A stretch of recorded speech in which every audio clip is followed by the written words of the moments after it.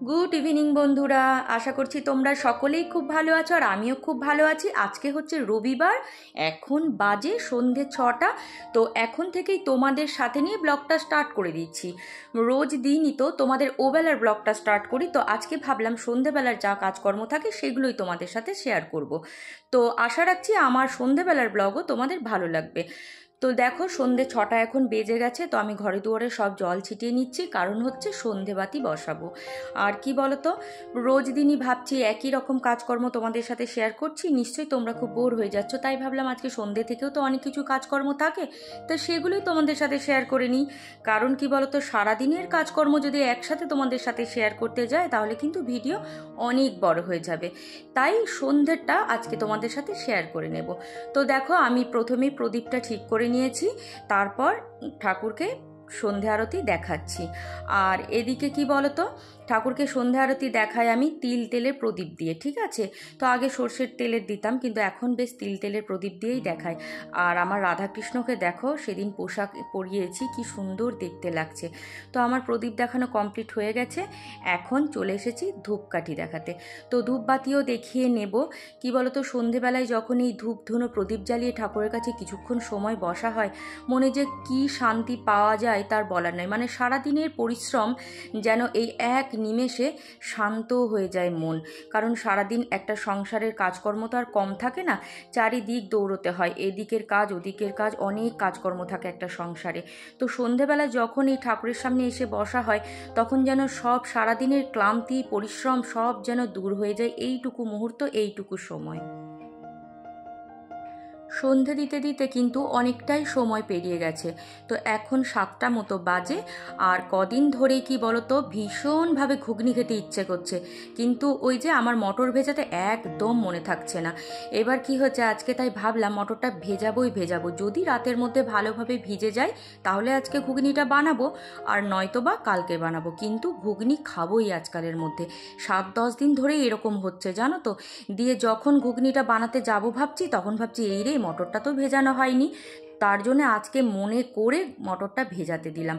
আর এখন দেখো ফ্রিজ থেকে দুধটা বের করে সেটা ঢেলে নিচ্ছি, কারণ হচ্ছে একটু চা বানাবো। কারণ সন্ধ্যের এই চাটা যদি না খাই তাহলে যেন একদমই এনার্জি পাওয়া যায় না। সত্যি কথা বলতে কি, চায়ের না ভীষণ আমার নেশা। আর এই দুধ চা ছাড়া খেতেই পারি না। যতই অ্যাসিডিটি হোক, যাই সমস্যা হোক না কেন, ওই 2-1 দিন বন্ধ রাখবো, তখন আর কি, আর ব্যাস আবার সেই জেকে সেই অভ্যাসে শুরু। কারণ হচ্ছে কি বলতো, আমি দুধ চাটা একদমই ছাড়তে পারছি না।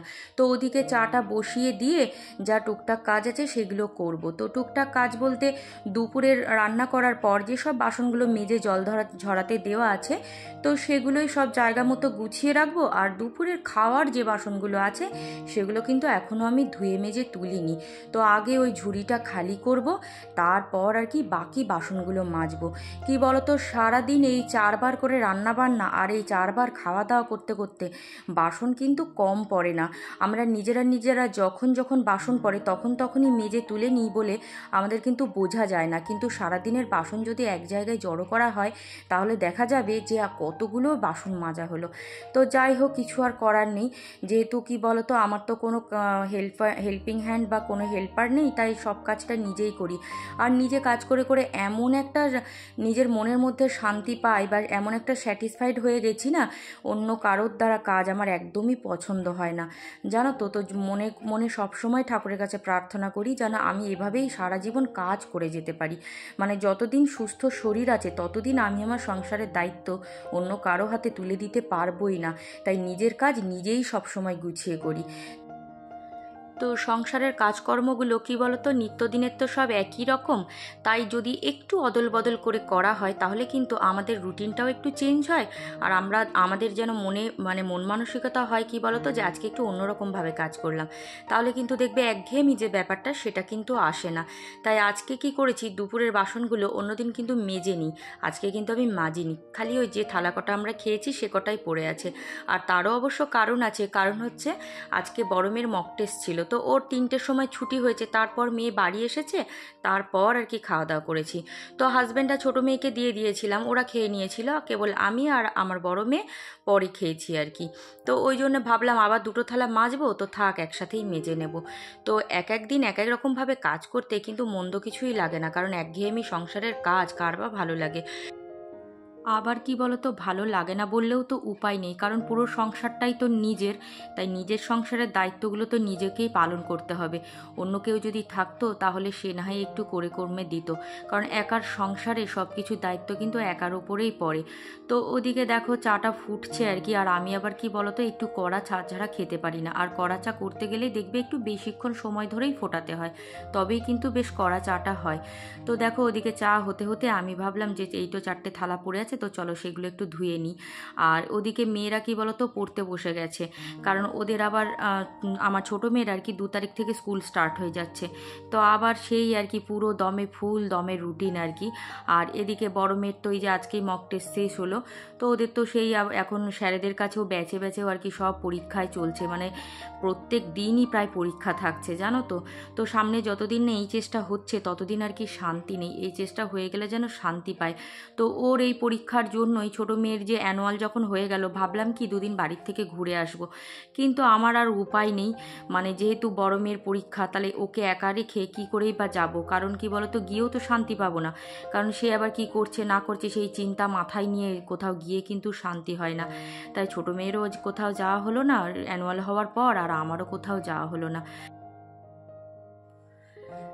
বাচ্চাদের পড়াশোনা করাতে গেলে বা কি বলতো তাদের সাকসেস করাতে গেলে কত কিছুই না মায়েদের স্যাক্রিফাইস করতে হয়, কারণ কি বলতো যদি কাছে হতো তাহলে আবার কি 1-2 দিন গিয়ে থেকেও চলে আসা হয়, মানে অন্তত দেখাটা হয়, যেহেতু আমার বাপের বাড়ি অনেকটাই দূরে, তো ওই জন্য কি বলতো কদিন যদি হাতে সময় নিয়ে না যায় তাহলে কিন্তু পোষায় না, একদম মন খারাপ লাগে, তাই একেবারেই যায় না, খুবই কম যাই আমি। তো বাচ্চাদের যতদিন না তারা প্রতিষ্ঠিত হচ্ছে, তারা সাকসেস হচ্ছে, ততদিন দেখবে আমাদের কোনো স্বাধীনতাই নেই, আমাদের ত্যাগ করতে করতেই মেয়েদের জীবনটা শেষ।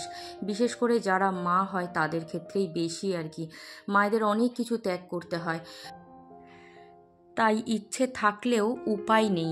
এদিকে কথাই আছে যে ইচ্ছে থাকলেই নাকি উপায় হয়, কিন্তু আমি মনে করি সব ক্ষেত্রে কিন্তু ইচ্ছে থাকলেই উপায় হয় না, কারণ পরিস্থিতি এক একজনের এক এক রকম হয়। তাই জীবনে সন্তানদের সফল করতে গেলে বা তাদের প্রতিষ্ঠা লাভ করাতে গেলে বাস্তব পরিস্থিতির সঙ্গে নিজেকে দেখবে মানিয়ে নিতেই হয়। আর যতই বেশি আমরা এই বর্তমান পরিস্থিতি বা বাস্তব পরিস্থিতির সঙ্গে নিজেকে মানিয়ে নিতে পারবো, ততই দেখবে জীবনে সুখ শান্তি বিরাজ করবে। আর যখনই দেখবে পরিস্থিতির বিরুদ্ধে যেতে চাইবো, তখন কিন্তু সেই সুখ শান্তিগুলো কোথায় যেন দৌড়ে ছুটে পালাবে। তাই সন্তানদের সাকসেস করানোর জন্য মায়েদের যে কী ত্যাগ করতে হয়, যে মায়েরা ত্যাগ করে তারাই এই পরিস্থিতি বোঝে। আর এই ছোট ছোট ত্যাগ থেকেই একদিন হয়তো সফলতা দেখবে নিজেদের দরজায় টোকা মারে। আর তখন মনের ভেতরে সমস্ত যে ত্যাগ করার যে দুঃখ কষ্ট যন্ত্রণা যেগুলো আমরা সয়ে প্রতিনিয়ত চলেছি জীবন যুদ্ধ জয় করার জন্য, তখন দেখবে সব কিছুই যেন সুখে পরিণত হয়েছে, তখন যদি কান্নাও আসে সেও কিন্তু সুখের কান্না হবে। তো যাই হোক, আগামী দিন সব মায়েরাই চাইবে যে তাদের সন্তানরা সাকসেস হোক, তো তাদের জন্যই তো জীবনের লড়াই, কারণ একটা মায়ের কাছে তার সন্তানের থেকে প্রিয় আর কোনো কিছুই হতে পারে না।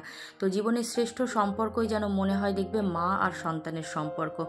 তো যাই হোক, অনেক কিছুই বলে ফেললাম তোমাদের সাথে, কারণ হচ্ছে কি বলতো যখন এই সন্তানের কথা ওঠে না তখন বড্ড বেশি ইমোশনাল হয়ে পড়ি, কারণ তাদেরকে এত স্নেহ আর এত আদর যত্ন করে মানুষ করেছি যে তাদের কোনো কিছুই ক্ষয়ক্ষতি হলেই যেন মেনে নিতে পারি না, মনে হয় যে আমার জন্য যেন কোনো কিছু তাদের ক্ষতি না হয়ে যায়।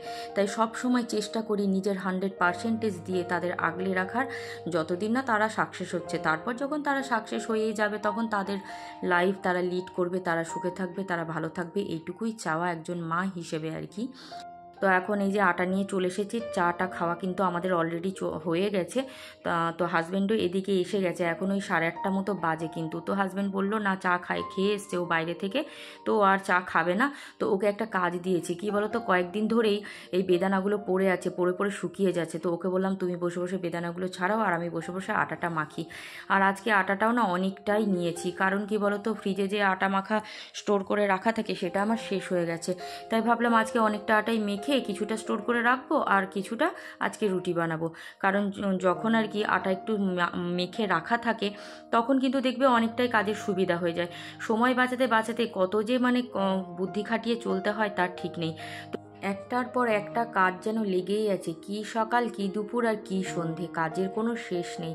তো দেখো আমি এদিকে রুটিগুলো বেলে দিলাম আর হাজব্যান্ড রুটিগুলো করে নিচ্ছে, কারণ ও খুব সুন্দর রুটি করে। আর আমরা কি বলতো কিছু কিছু কাজ কিন্তু এরকমভাবে ভাগাভাগি করেই করি, এতে কাজ যে করছি সেটা কিন্তু বোঝা যায় না, মানসিকভাবেও দেখবে খুব মানে ভালো থাকা যায়।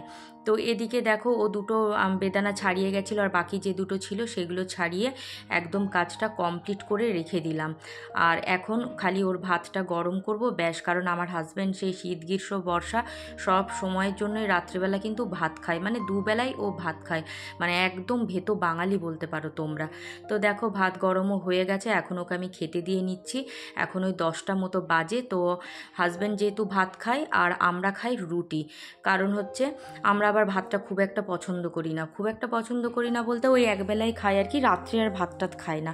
তো ওকে ভাত দিয়ে নিচ্ছি আর আমরা খেয়ে নেবো রুটি, আর দুপুরের যা তরকারি ছিল সেটাই খাচ্ছি আর কি। আর ঘুগনি টুগনি বানাইনি, ওটা কালকে সকালেই বানাবো, কারণ হচ্ছে মটরটা কিন্তু খুব ভালো ভেজে নিই। তো আজকের মতো এখানেই বিদায় নিচ্ছি, দেখা হচ্ছে আবার পরের ভিডিওতে। তোমরা সকলেই খুব ভালো থেকো, সুস্থ থেকো আর অনেক অনেক অনেক হ্যাপি থেকো। আর আমার ভিডিও যদি ভালো লেগে থাকে তাহলে অবশ্যই একটা লাইক করে দিও। আর চ্যানেলে যারা নতুন বন্ধু আছো তারা অবশ্যই সাবস্ক্রাইব করে দিয়ে আমার চ্যানেলটিকে একটুখানি সাহায্য করো এগিয়ে নিয়ে যেতে। আর অলরেডি যারা কাজটা করে ফেলেছো তাদের জানাই অসংখ্য ধন্যবাদ। তো আজকের মতো এখানেই শেষ করছি। টাটা, দেখা হচ্ছে আবার নেক্সট ভিডিওতে। টাটা।